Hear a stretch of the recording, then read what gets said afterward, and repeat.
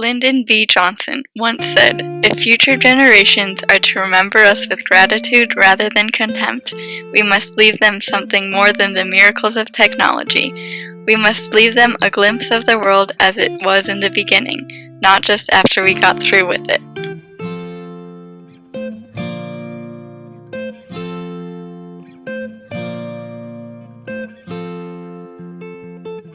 For over 100 years, the National Park Service has been working to preserve the natural and cultural resources within the parks.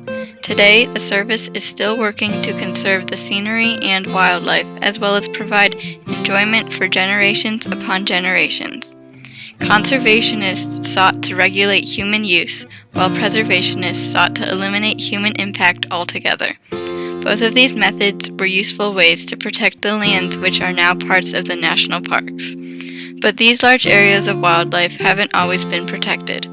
On August 25, 1916, the National Park Service was founded when President Woodrow Wilson signed off on the Organic Act. Within the United States, over 83 million acres of land in 49 states are part of the National Park System. However, none of this would have been possible without the work of two influential leaders. Theodore Roosevelt, President of the United States, and John Muir, founder of the Sierra Club, worked separately towards a common goal of protecting the lands of the national parks. Naturalist, scholar, cowboy, author, war hero, Nobel Prize winner, explorer, and President of the United States. Theodore Roosevelt was all of these. When Europeans first arrived in the New World, they viewed the lands as limitless and they felt they existed for the benefit of the people. However, they soon began to discover that these resources weren't going to last forever. Theodore Roosevelt's growing interest in conservation developed from his experiences in the Dakota Badlands. He said, "No sight is more common on the plains than that of a bleached buffalo skull."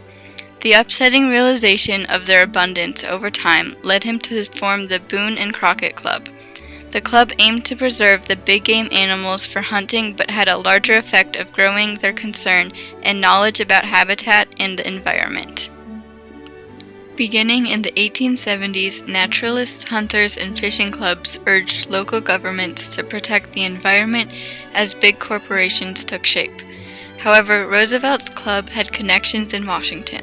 Early in his political career, he worked at the Civil Service Commission, although he spent much of his time lobbying for his own campaign. As a result, in 1890, the Congress passed the Forest Reserve Act, which gave the president the right to set aside forest reserves separate from public lands. The Park Protection Act was passed 3 years later, which ended up saving the lands in Yellowstone National Park from becoming a railroad route. As governor of New York, he also made many important reforms, such as educating the public in lessons in ecology and creating laws against jacklighting. When Theodore Roosevelt was president, it was the first time a naturalist was living in the White House. He felt very strongly that just as the people, through their government, must control big business for the common good, so must they control the nation's natural resources. He also addressed an earlier call of help from Francis G. Newlands, urging Congress to help with the lack of water in the Southwest, later resulting in the Reclamation Act. His strong passion for protecting trees led him to triple the area set aside by all past presidents for forests. When Roosevelt took office, there were 5 national parks established, but he convinced Congress to add another 5. He helped to save places of unique historical and cultural value. The National Monuments Act in 1906 was also passed with his help in order to protect many historic sites. Gifford Pinchot, who was the first head of the U.S. forest system, once said, "The greatest work that Theodore Roosevelt did for the United States, the great fact which will give his influence, vitality, and power long after we shall have gone to our reward, is the fact that he changed the attitude of the American people towards conserving the natural resources." However, Theodore Roosevelt wasn't the only influential figure in working towards founding the national parks.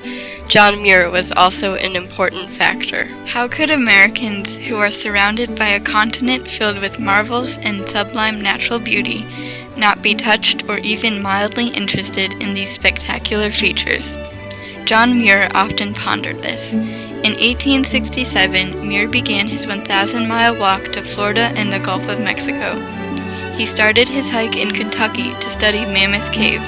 Next, Muir explored through the Cumberland Mountains and Tennessee and continued south to Georgia. John Muir finished his 1,000-mile hike in less than 2 months and ended up in Cedar Key, Florida. After that, Muir was planning to go to South America, but he contracted malaria, so instead he went to San Francisco to see the wilderness of the Sierra and saw Yosemite for the first time. In 1890, Muir decided that he wanted to save Yosemite by writing essays about it and why it should be preserved. Muir began writing his century series of essays, which explained the healing powers of nature. In Muir's first article, which was published in August of 1890, Treasures of the Yosemite, talked about his experience of exploring in Yosemite and the Sierra. Muir's second article, Features of the Proposed Yosemite National Park, was published in September 1890 and focused on the beautiful areas of the park. This article also included a map of the proposed boundaries. In the fall of 1890, Muir's map of the proposed boundaries was included in a House of Representatives bill to create the national park, and in September 1890, President Benjamin Harrison signed the bill into a law. Muir's writings not only convinced the government to protect Yosemite, but also Sequoia, Grand Canyon, and Mount Rainier as national parks. Muir's essays about Yosemite had made him famous, and he had attracted a lot of supporters. This success led Muir to the idea of creating an organization that would encourage preservation of wilderness. The first meeting was in May 1892 and was called the Sierra Club. The founders of the club elected John Muir as its first president. The Sierra Club fought many battles to protect Yosemite and the Sierra Nevada. One of the most significant battles was the campaign to prevent the damming of the Hetch Hetchy Valley in Yosemite, and in 1913 the battle was lost. The following year, Muir died of pneumonia while visiting his daughter. John Muir taught the people of his time and ours the importance of experiencing and protecting our natural heritage. His words have heightened our perception of nature. For the past 100 years, the national park system has developed immensely. From beautiful unprotected lands, valleys, and forests, the system has grown to major tourist attractions. You can still see the beauty today that Theodore Roosevelt and John Muir experienced through their very own eyes. Back in 1903, they experienced the glorious wonders of Yosemite National Park when they set out on their very own camping trip. There, they laid the foundations for Roosevelt's innovative conservation programs. The experiences Muir and Roosevelt had then have been carried through the generations because of their dedication to protect these lands. Theodore Roosevelt stated in his autobiography, "I shall always be glad that I was in Yosemite with John Muir." His emphasis on the importance of nature and the meaning it brought to him has had a powerful impact on people who explore the very same land he once stood on. It is hard to picture what the park system would be today if it weren't for the work of Theodore Roosevelt and John Muir. To this day, current presidents are still working to preserve these lands. President Barack Obama stated, "We have to have the foresight and the faith in the future to protect our parks and to protect our planet for the generations to come." The very important message from 1916 still rings true 100 years later. Nearly 84 million acres, visited by over 300 million people, protected because of the passion and potential seen by Theodore Roosevelt and John Muir.